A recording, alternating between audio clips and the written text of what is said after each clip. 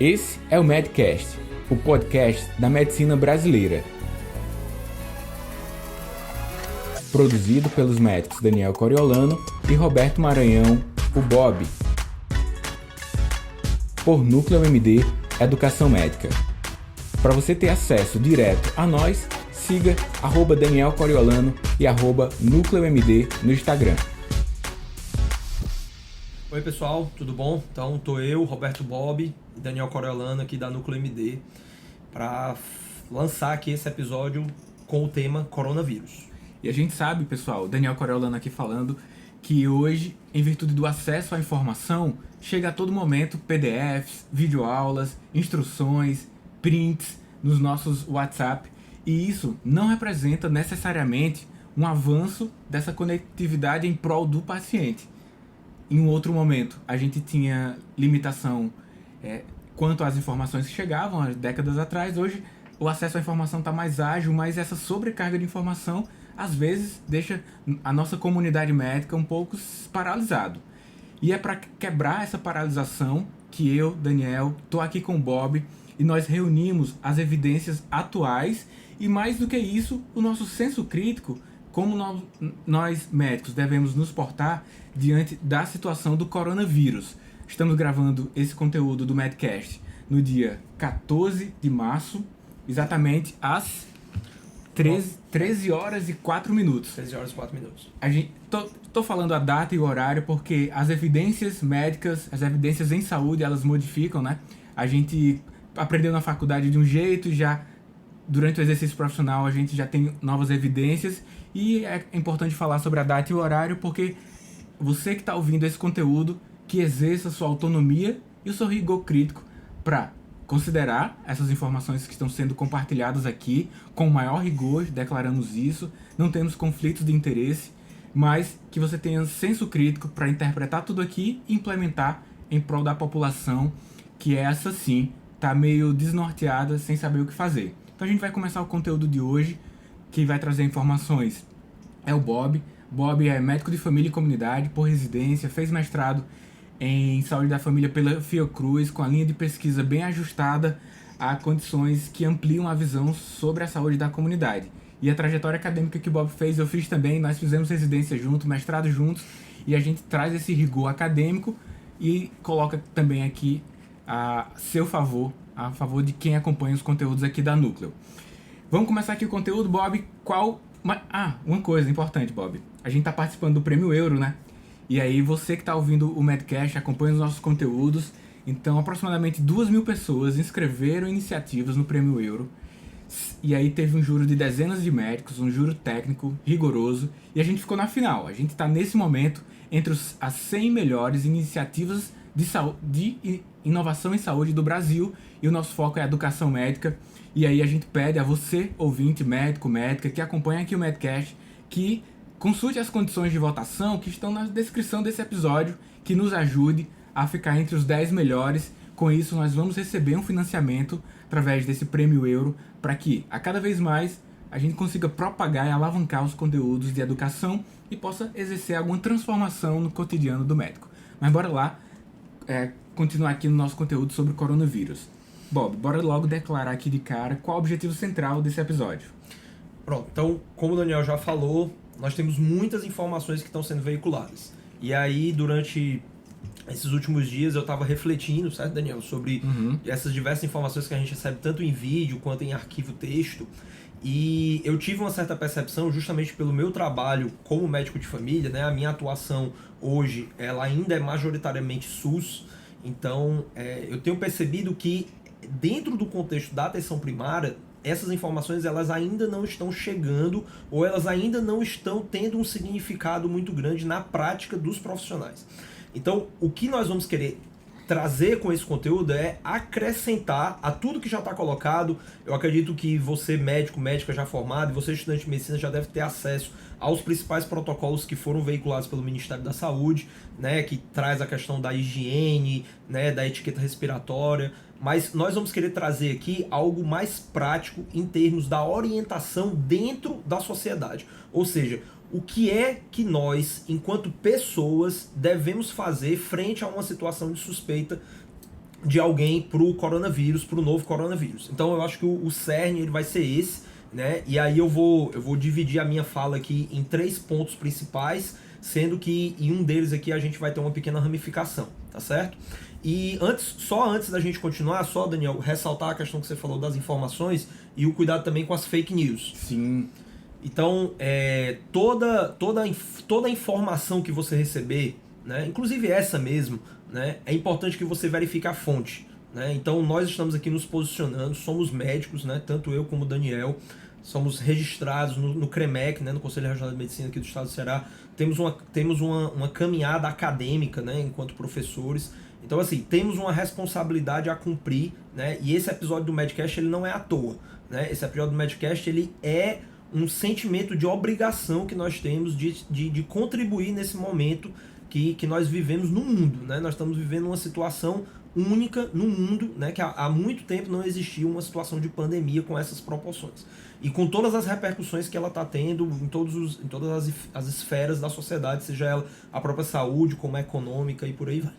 Então, iniciando a fala nesse minuto aqui 6, né? Então vamos trazer aqui o primeiro ponto. Então o primeiro ponto é identificar a pessoa com suspeita de contaminação pelo coronavírus. Então, nos protocolos nós temos muito claro, né, as formas em que os profissionais de saúde eles vão fazer essa identificação. Mas acima de tudo, pensando que o foco principal sobre o coronavírus não é impedir que o coronavírus se alastre e contamine as pessoas. Como nós estamos observando, isso é muito difícil, né? Não está simplesmente dentro do controle dos profissionais de saúde impedir que este vírus continue a se propagar na medida em que ele está se propagando. O principal foco é frear a velocidade de propagação, portanto, é reduzir o contágio.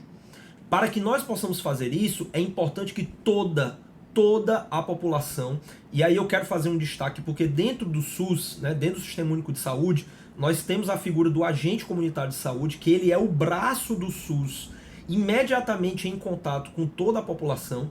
Mas, mesmo pensando na questão da saúde suplementar, nós temos também mecanismos, né, seja dos planos de saúde, ou seja do setor privado como um todo, de também oferecer uma porta de informações para as pessoas que se deparem com uma suspeita de contágio pelo coronavírus.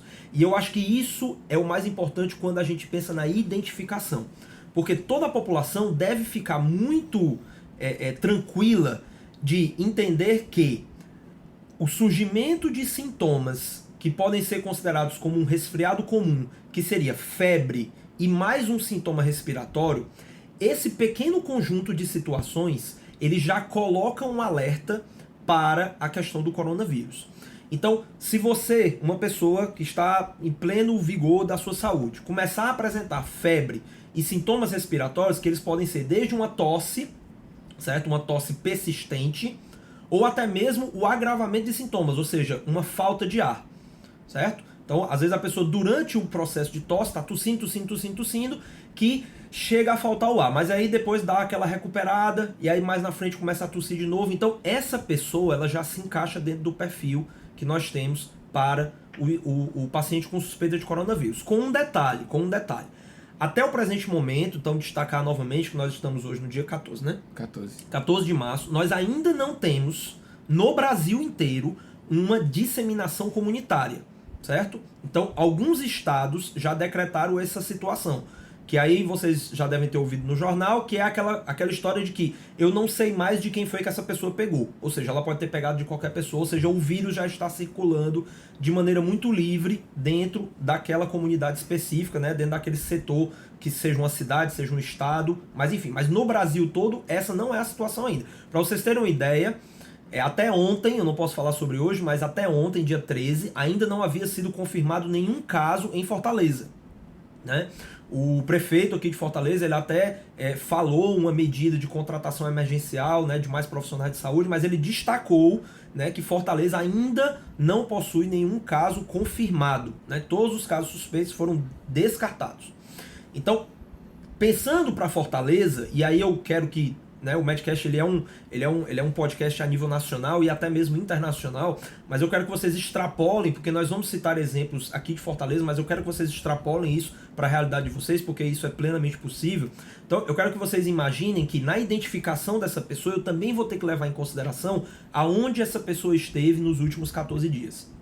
Então, se essa pessoa esteve fora do país, em países em que a situação do coronavírus já está numa situação de epidemia nacional, e aí o maior exemplo para Fortaleza é a Itália, porque nós temos muito esse fluxo, né, do pessoal de Fortaleza para a Itália e vice-versa, até pela questão da proximidade e tudo mais. Então, se você estava na Itália e veio para o Brasil e você começou a apresentar sintomas dentro desse período de 14 dias, então, nesse caso, a suspeita já é muito forte.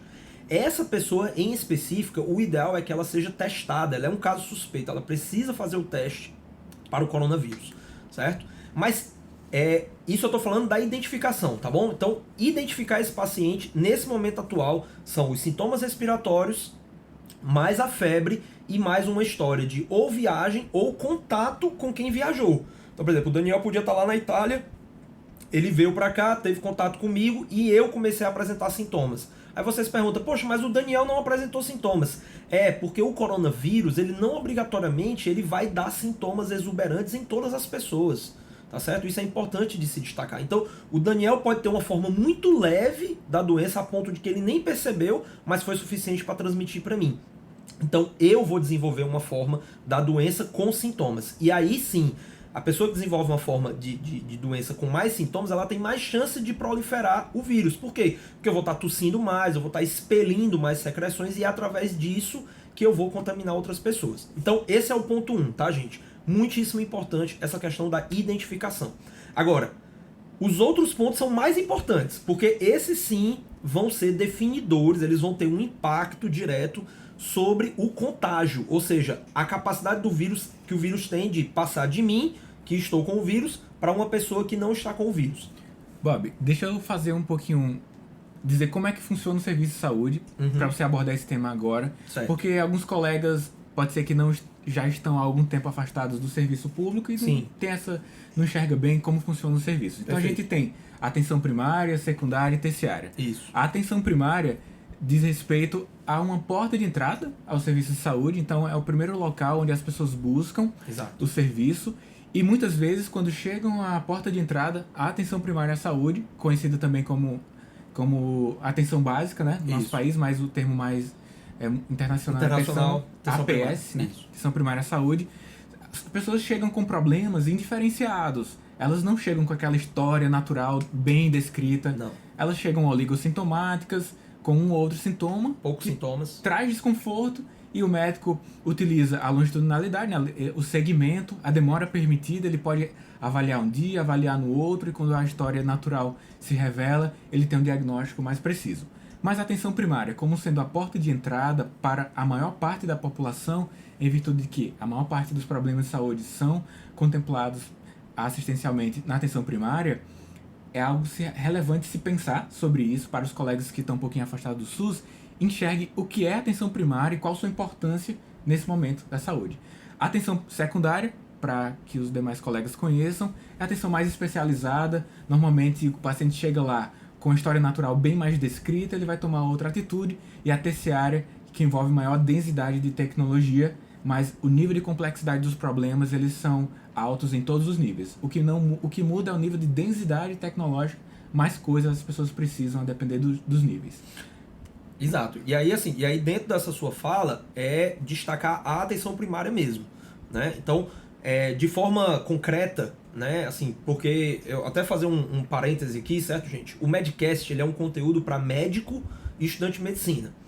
Porém, esse Medcast em específico, eu gostaria que vocês tomassem a liberdade de levar para pessoas, de repente pessoas da sua família, ou de repente você pega essa informação e leva para elas e dissemina de uma forma que talvez é mais simples, né? A gente está tentando utilizar os termos aqui para que sejam bem compreensíveis, mas eu sei que em algum momento ou outro, né, pelo viés aqui de sermos médicos, a gente termina às vezes complicando um pouco algum ponto da fala, mas é interessante que porque assim, o meu intuito, né, quando eu falei com o Daniel da gente gravar esse episódio, como eu falei, é tentar fugir um pouco daquilo que já está bem estabelecido em termos de protocolo e tal, e conduta do profissional, para tentar levar isso para a sociedade, né?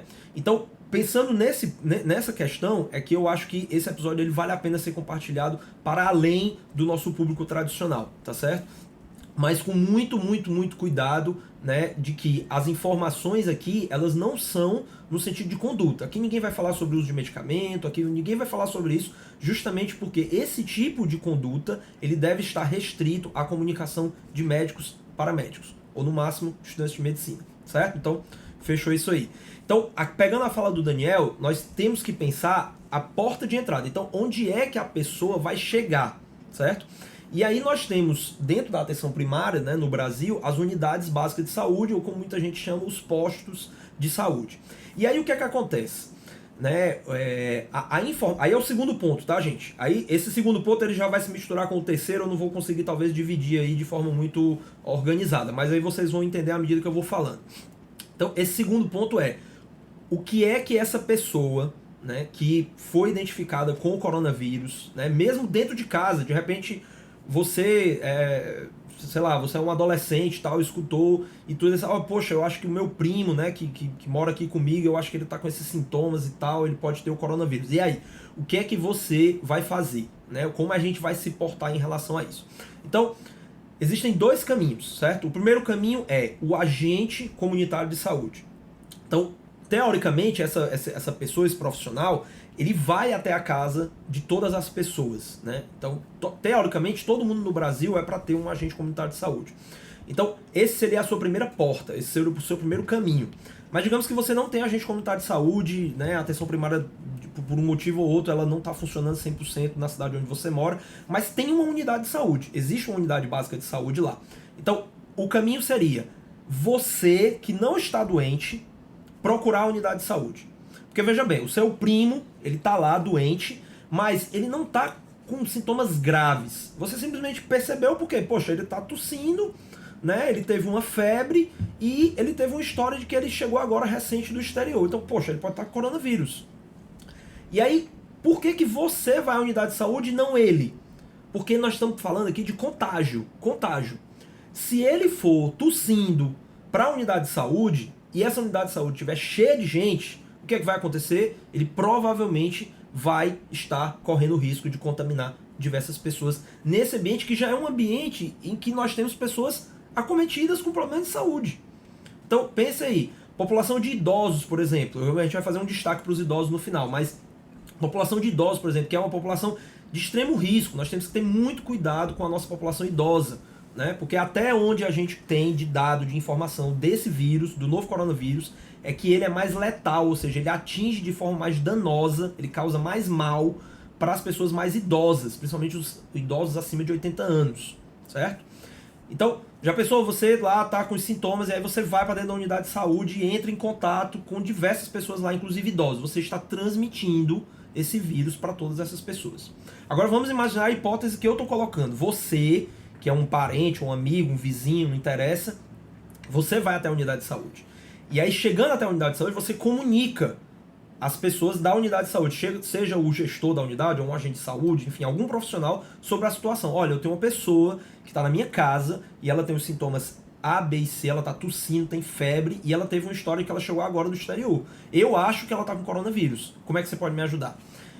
E aí, assim, é claro que não existe, né? Lembrando que nós estamos falando aqui de Fortaleza, no Ceará, não existe nenhum protocolo hoje ainda, em termos de contingência, né, em Fortaleza, que vai dizer que a unidade de saúde vai até a sua casa e vai resolver o problema. Porém, há que se considerar que essa ferramenta ela possa ser utilizada, porque o processo de visitas domiciliares ele é uma ação comum dentro da atenção primária, que vai desde a questão das equipes mesmo, normal, que a gente chama de equipe da estratégia de saúde da família, como também as equipes de atendimento domiciliar. Então nós temos essas duas modalidades, né? Em Fortaleza, inclusive, a equipe de atendimento domiciliar está se iniciando agora com o programa Melhor em Casa. E isso pode ser um oportuno, né? Uma oportuna ação a se fazer para que essa pessoa fique em casa e possa ser avaliado lá. Porque isso já está sendo veiculado na mídia, né? Isso não é de agora, inclusive a própria Organização Mundial da Saúde coloca isso, que a melhor forma de você evitar de estar contaminando outras pessoas é você ficar dentro de casa, é você se isolar. Você se isola até que os sintomas estejam findados, né? E isso pode demorar de 2 semanas a 1 mês. E só uma conceituação, Bob, esse isolamento, né, por iniciativa própria, diz respeito também à educação da população. Sim. Né? Então, se você se vê na possibilidade do diagnóstico e você está sensível a essas informações, isso revela a educação de saúde que a população tem. Então, em países com menores níveis de acesso à educação, pode ser que não seja sensibilizado quanto a isso, corra para centros hospitalares e aí ajude a propagar. Exato. Como o Bob bem citou, não há um fluxo extremamente bem definido.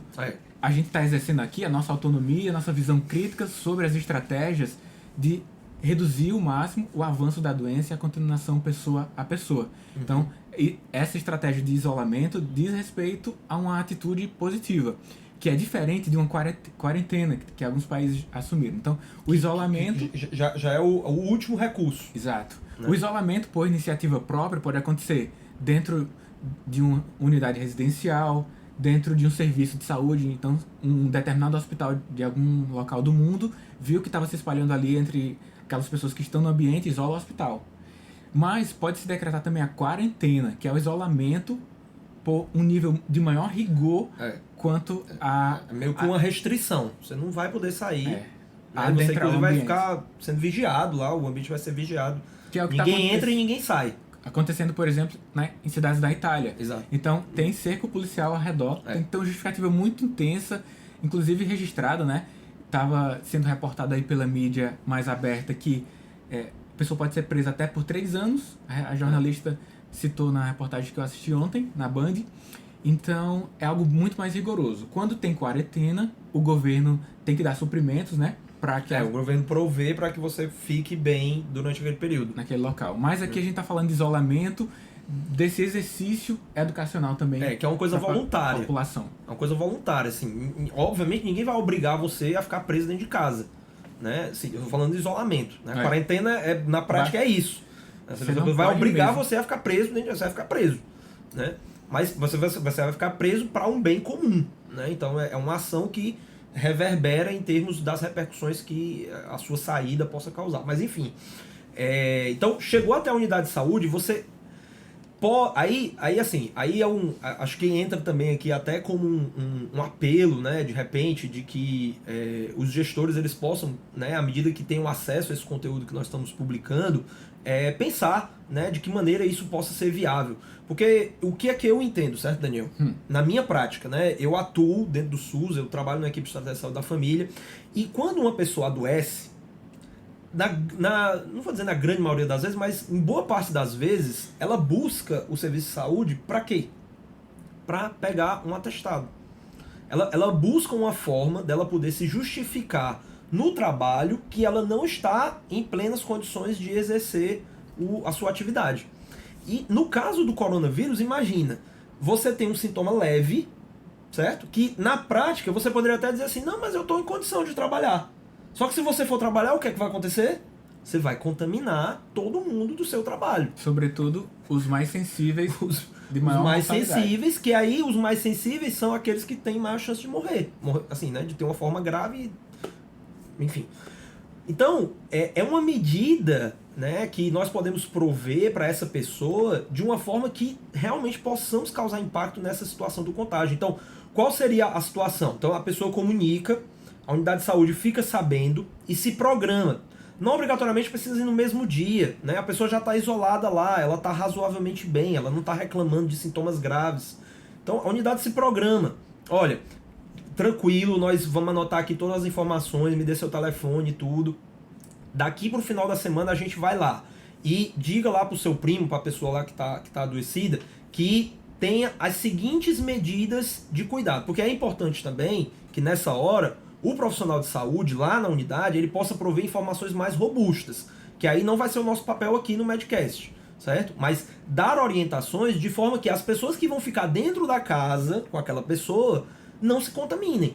né? Porque assim, a chance é que já estejam contaminados, e aí também vão ter que ser observadas pela questão do surgimento de sintomas. Mas também é importante que essas pessoas recebam essa orientação mais direcionada sobre os cuidados que vão ter que ter. Aí vai entrar a questão da máscara, né, e tudo mais, que, né, tá sendo muito batido na tecla da questão do desperdício da máscara, né? Então, se você não tem sintoma nenhum, não tem por que você estar usando máscara, né? Na verdade, quem tem que usar máscara é quem tem sintoma, que é para evitar de estar jogando os vírus em todo mundo, né? A máscara reter esses vírus lá e não tá espalhando isso, né? Mas, enfim.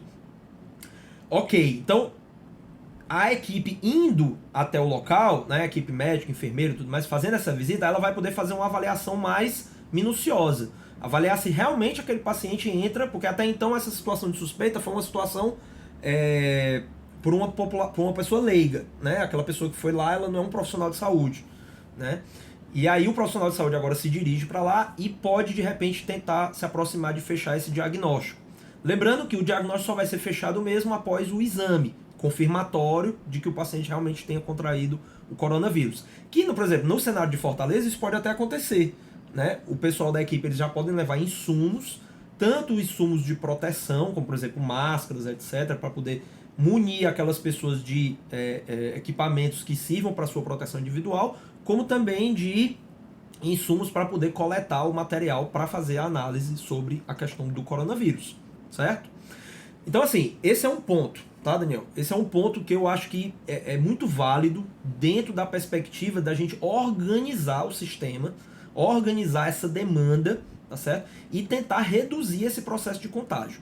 Pensando no serviço privado, né, que você fez um adendo aí em relação ao SUS, né, e aos colegas que, enfim, não tem uma atuação tão preponderante dentro do SUS, mas existe hoje muitos serviços, né, principalmente planos de saúde, que se utilizam do princípio da atenção primária, né, para fazer os seus trabalhos, e que hoje disponibilizam call centers, né? Vale destacar que esse call center não é para fazer consulta, tá? É proibido pelo Código de Ética Médica você fazer consulta à distância, tá bom?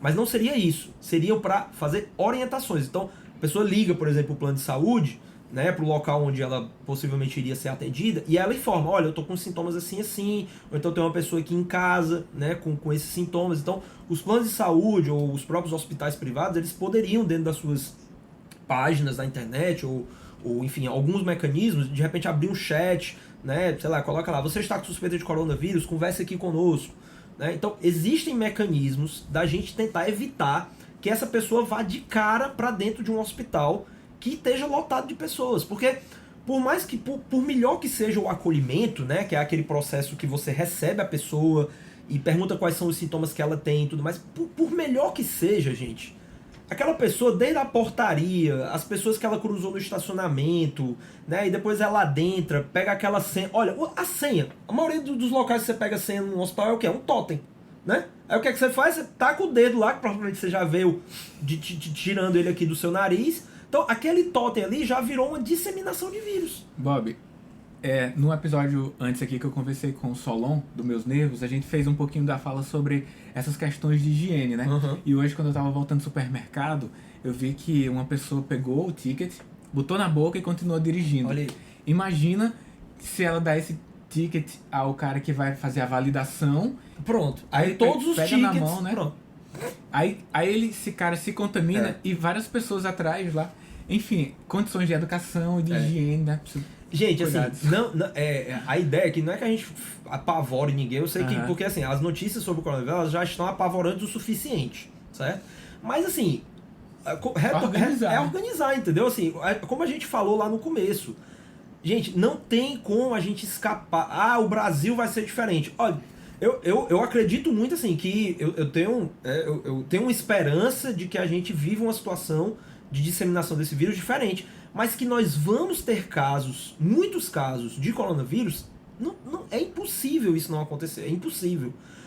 A grande questão é, nós vamos ter todos os casos de uma vez, ou nós vamos ter a evolução desses casos numa curva que nos permita dar assistência adequada a essas pessoas. Pronto, Bob. Antes de gravar a gente comentou um pouquinho sobre isso, né? Por que isso é interessante? Essa disseminação desse conteúdo aqui pode contribuir de alguma forma para a transformação da prática de um colega dentro do seu ambiente familiar e com isso repercute na comunidade. Porque o serviço de saúde tem uma limitação. Tem uma limitação. Exatamente Não é isso. infinito. É interessante que possamos distribuir essas informações. E qual é esse impacto na prática dessa diluição da contaminação ao longo do tempo? O impacto é justamente, por exemplo, imagine que, sei lá, 1 milhão de pessoas vão adoecer de coronavírus no Brasil. Imagine que 1 milhão adoeçam todas de uma vez, num período curto aí, sei lá, de 1 mês. Em 1 mês nós temos 1 milhão de casos. Então, o sistema de saúde não consegue, mesmo com o sistema suplementar, absorver 1 milhão de pessoas. Não dá, né? É isso que está acontecendo na Itália, né? A gente vê lá o pessoal armando tenda, os hospitais todos lotados, porque não tem como absorver, certo? Agora, imagine que essas mesmas 1 milhão de pessoas adoeçam num período de 6 meses. Ou seja, é o mesmo número de pessoas, só que agora eu tenho 6 meses para poder resolver o problema de todas as pessoas. Então, eu aumento as minhas condições, eu aumento a chance de conseguir entregar para essas pessoas um serviço de qualidade que vai fazer com que elas tenham uma melhor resposta, né? No final das contas, elas possam sair curadas, né, dessa situação de infecção pelo coronavírus. Né? E é isso, Bob. Eu acho que a gente conseguiu reunir. Não, mas calma aí. Tem mais. Terceiro, né? Tem mais. Tem o último ponto. Certo? Tem o último ponto. Que é o seguinte: imagine agora que a pessoa que tá lá, ela não esteja tão bem assim. Ela tá mal. Certo? Ela tá mal. Ela tá em casa, só que ela tá mal. Certo? Assim, ela não tá só com uma tossezinha, ela realmente tá com falta de ar. Ela tá com dificuldade, né, pra respirar e tudo. Então, assim, essa pessoa, aí assim, não tem por onde, assim, não tem como você dizer, não, fica aqui, eu vou lá no posto de saúde pra trazer o pessoal aqui. Não, né, você realmente, ninguém vai ter essa atitude, né. Então, você realmente vai procurar uma unidade de saúde. Agora, minha sugestão, certo? E aí, mais uma vez, isso não está escrito em protocolo nenhum, tá, gente? Isso é uma reflexão, como o Daniel falou. Nós estamos usando o nosso senso crítico de atuação enquanto médicos para tentar contribuir de alguma forma e, de repente, gerar reflexões que, inclusive, possam chegar aos gestores. Vamos supor aqui o cenário de Fortaleza. Então, você tá com essa pessoa que tá doente, tá com esses sintomas e tudo mais. De preferência, se você identificou que pode ser o coronavírus, arrume uma máscara e coloque nessa pessoa. Ah, qual é a máscara, Bob? Olha, se você tiver como especificamente comprar uma máscara N95, certo? Seria melhor. Mas se você não tiver essa sensibilidade, qualquer coisa já ajuda, já é alguma coisa, tá certo? Não vai ser a melhor, mas já diminui a questão da transmissão, até porque se você tá levando a pessoa, você também já tá correndo o risco de se contaminar. Chegou até uma unidade de pronto atendimento, que aí veja bem, aqui eu vou recomendar que a pessoa busque uma unidade, como o Daniel falou, que tenha mais densidade tecnológica. O que é isso? Ela tem mais recursos de equipamentos para ofertar o auxílio em saúde. Por exemplo, um respirador. Né? Então, essa pessoa que está com falta de ar, pode ser, não estou dizendo que é obrigatoriamente, mas pode ser que ela precise ser entubada. Ela não consiga mais respirar sozinha e ela precisa de uma máquina para poder ajudar ela a respirar. Ela precisa ser entubada. No posto de saúde, na unidade básica de saúde, não tem. Não tem. Então, se você procurar uma unidade que já tenha esse equipamento, né, e as UPAs elas têm isso, já é um ponto positivo para a pessoa. Agora eu estou pensando na saúde individual daquela pessoa. Então, chegou até a unidade de saúde, você vai pegar a pessoa e vai adentrar a unidade de saúde com ela? Não. De preferência, deixa a pessoa dentro do carro, né, se você puder ir com outra, enfim, para ficar lá com ela, para ela não ficar sozinha, melhor. E aí você que tá bem, você sim, vai lá pra dentro. Chegou lá dentro, procure logo alguém que possa, né, alguém, né, eu vou ser bem estereótipo, assim, vou ser bem preconceituoso, alguém de jaleco, certo? E você diga, olha, eu tô com uma pessoa lá dentro do meu carro e eu acho que ela tem um coronavírus. E eu não queria trazer ela aqui pra dentro porque ela pode entrar aqui tossindo e tudo e pode contaminar as outras pessoas. Tem como você ir lá comigo?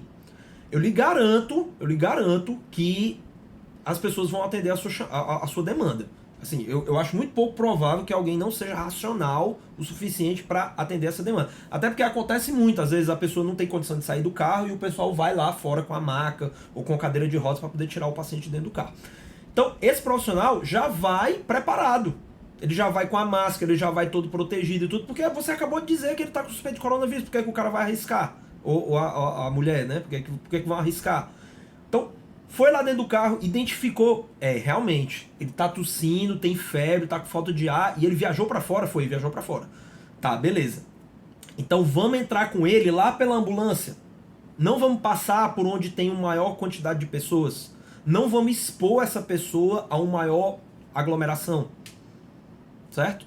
Então, tudo isso são ideias, certo? São ideias. E aí você que é a pessoa, né? Não estou falando profissional de saúde, estou falando para a pessoa. Posso até estar falando para você que está com sintoma, certo? Você pode ter essa proatividade. Autonomia, promoção à saúde. Exato, isso, né? entendeu? Gente, quem cuida da nossa saúde em primeiro lugar somos nós mesmos, certo? Então essa preocupação ela tem que estar em nós também, de se preocupar com a saúde do outro. Não pode ser individualista, egoísta, de se preocupar só comigo, né? E todo mundo que tenha seu problema. Não, eu tenho que pensar de forma coletiva. E o coronavírus, ele exige um pensamento de forma coletiva, certo? Então, dentro desse cenário, você, mais uma vez, consegue reduzir a chance dessa pessoa estar contaminando outras, tá certo?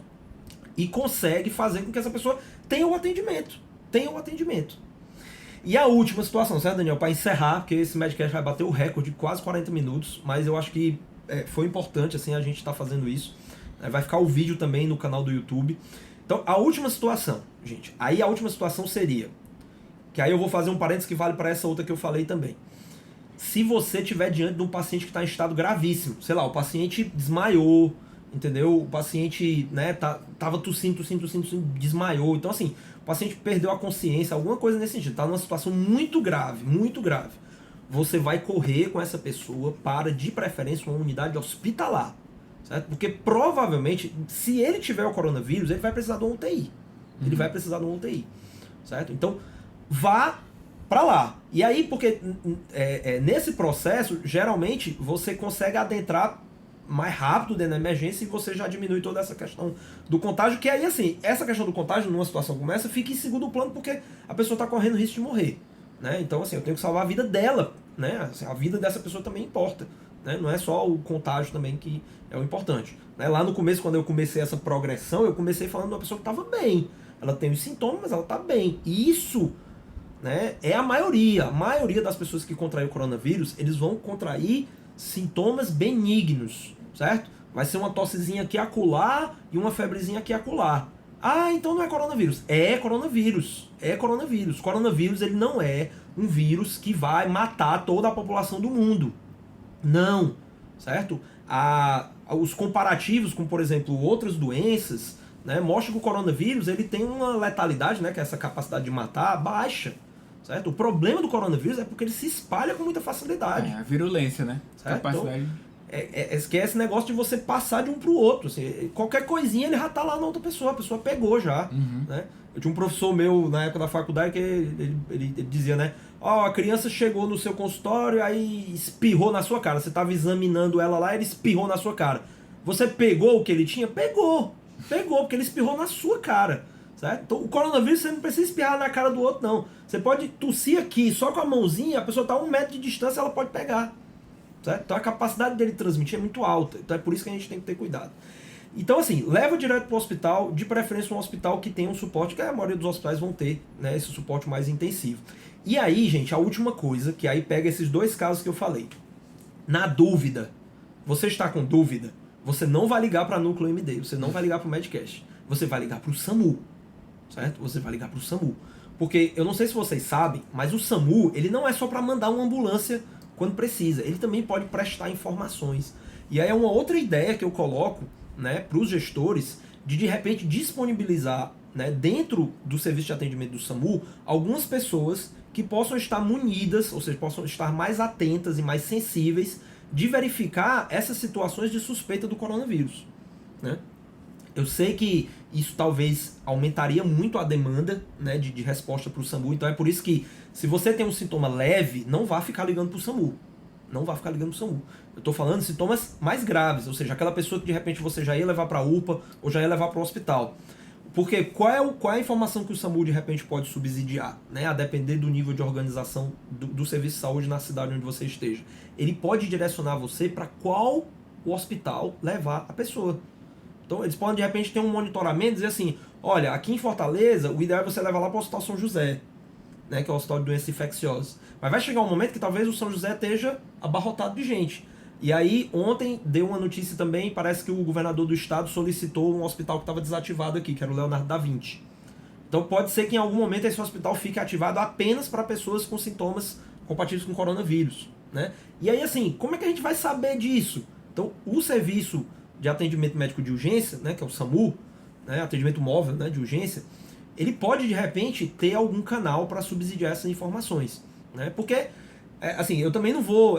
eu digo isso porque, assim, é muito complicado você criar um número novo. Se você tiver dúvida sobre coronavírus, ligue para 0800, não sei o que, não sei o que, não sei o que. Gente, a ação mais rápida da pessoa, se ela tiver a ação de pedir socorro, vai ser ligar para o SAMU, né? Então, nada melhor que o SAMU ter um ramal, que aí pode ser um serviço interno, tipo, a pessoa atende, a pessoa fala, tô com alguém aqui que tá suspeito de coronavírus, tá mal. Pera aí, só um minuto, eu vou transferir aqui para a pessoa lhe passar informações. Bufo. Transfere lá para outra. E o atendente normal fica disponível para atender as outras coisas que não vão parar de acontecer. Acidente de trânsito não vai parar de acontecer, as pessoas infartando não vai parar de acontecer, paciente com AVC não vai parar de acontecer. Então a gente vai ter que lidar com essa situação a mais, tá? Bom, então, recapitulando, identificação, né, isolamento, fique em casa se você tiver com sintoma, mas estiver bem, né, se o seu porte de saúde estiver bem. Tente buscar uma unidade de saúde, não você, mas peça para uma pessoa ir por você. Pegue informações sobre para evitar o contágio dentro de casa. Peça para que uma equipe de saúde faça essa visita, para que possa lhe munir pelo menos do atestado médico, mas o ideal é que lhe traga informações para como é que você vai se cuidar dentro desse ambiente que você está inserido.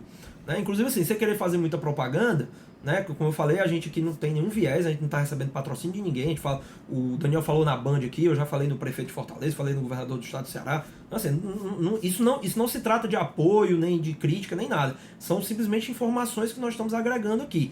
Mas amanhã o Fantástico prometeu que vai falar com as pessoas que estão sob situação de isolamento. Então, a gente vai poder ter uma noção como é que está o estado físico de saúde dessas pessoas, que aparentemente, pelo que eu vi, né, de relance lá nas passagens, são pessoas que estão bem, né? São pessoas que estão bem, né? Assim, não é uma pessoa assim que está para morrer, certo? Então são pessoas que realmente estão bem. Então, e aí, agora, se a pessoa estiver mal, aí, mais uma vez, tentar ligar para o SAMU, né, para ver se consegue alguma informação de qual o melhor local para levar essa pessoa, né? Não é nem a demanda da ambulância, porque se você puder levar no seu próprio carro, agiliza, né?